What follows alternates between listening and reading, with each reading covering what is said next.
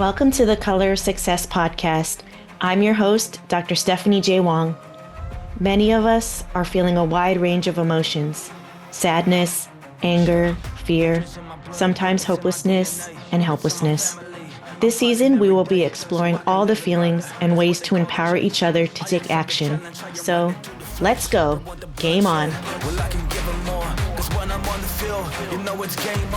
Slanted is hands down my number one must-see movie of the year. It is a bold, provocative genre bender that uses sharp satire and sci-fi horror to interrogate beauty standards, assimilation, and the cost of belonging. The film follows Joan Huang, played by Shirley Chen, a high school outsider who idolizes the popular girls and dreams of becoming prom queen, but fears the only way to win is to look like every past queen whose portraits line the school halls. When she discovers Ethnos, a mysterious cosmetic surgery clinic that turns people white, Joan undergoes the procedure and wakes up as a blonde girl, played by Mckenna Grace, seemingly destined for the crown. As her transformation brings popularity and power, it also exposes the disturbing personal and cultural costs of erasing one's identity. The film premiered at the 2025 South by Southwest Film Festival, where it captured audiences' attention and won the Grand Jury Prize in the Narrative Feature competition. It will be released in theaters nationwide on March 13th. I had the honor of speaking with director Amy Wong, who drew directly from her own experience growing up as an Asian American woman in predominantly white spaces, and turned that into something bold, funny, uncomfortable, and out of this world in the best way possible. Hi, I'm Dr. Stephanie J. Wong of Color of Success, a clinical psychologist. Amy, thank you so much for being Cool. here. Hello. Yeah, of course. I'm so happy to talk with you. This movie really had an impact on me, and I think it should be in school curriculums for sure. Um, Mm, I have two young daughters, and I grew up in the Bay Area, so I never wanted to be anything but Asian. And so it was mm. interesting to see it not only from a professional view, but like from a parental view and so forth. So I'm wondering how you were able to capture Joan as, Shirley versus Joan as Mckenna, where Mckenna may not have had that same experience stimulus value wise growing up. Yeah, we did a lot of exercises and chats, before either of them got to set. I had them imitate each other physically and create kind of a memory bank of different events that happened in Joan's life, so they kind of had a similar idea of, what her life was like. But for Mckenna, she, even though, yeah, she's not, Asian American, but she definitely has experienced feelings of, being on the outside, desires of wanting to belong. And I think that's what she really kind of grounded the performance in. And, she was always really open to learning and hearing about my experiences and Shirley's experiences. And so it kind of, yeah, just melted together. Literally and figuratively. Yes. I was like, oh my gosh. I don't know about the face melting for kids, but I wanted my teenager to watch it. Um, Yeah.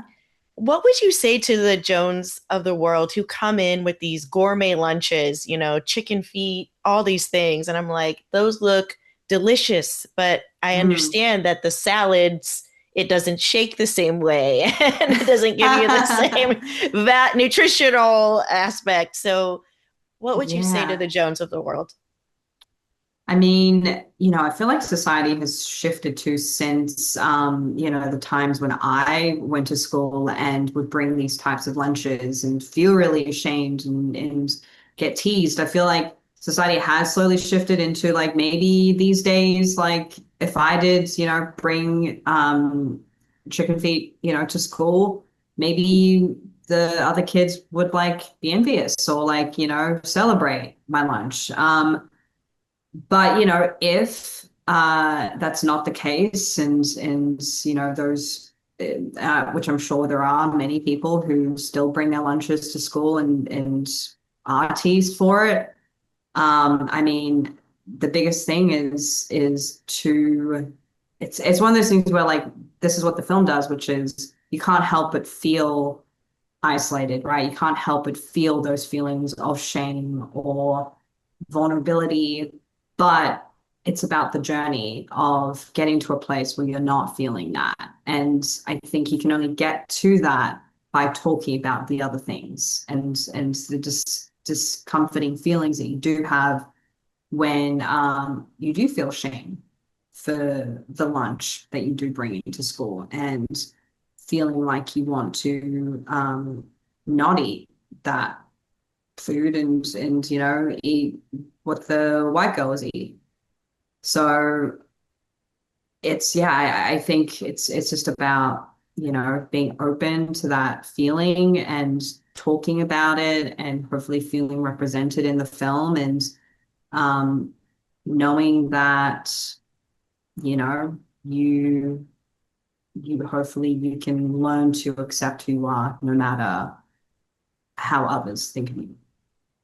What are nuggets or the overall message that you want viewers to walk away with? Because there's so many little ones. I told Amelie, like, girl, I would give you a nail discount. But you know what I mean? Yeah, Yeah.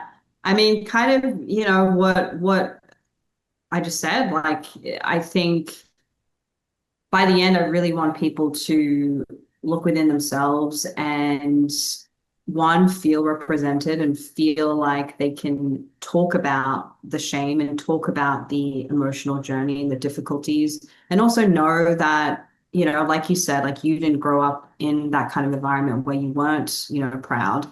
Um, but that's not the case for a lot of, people of absolutely. color, right? And to kind of have that empathy and to kind of grow together, and I'm sure, if it's not about race, I'm sure there have been moments in your life where you have felt doubtful or shamed of other things, in your life, whether it's physical appearance or whatever else, So it's just trying to get people to confront that, to accept and grow, and hopefully um, learn that, yeah, the grass may not be greener on the other side.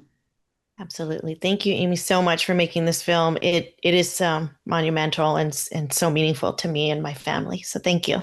Oh, thank you so much.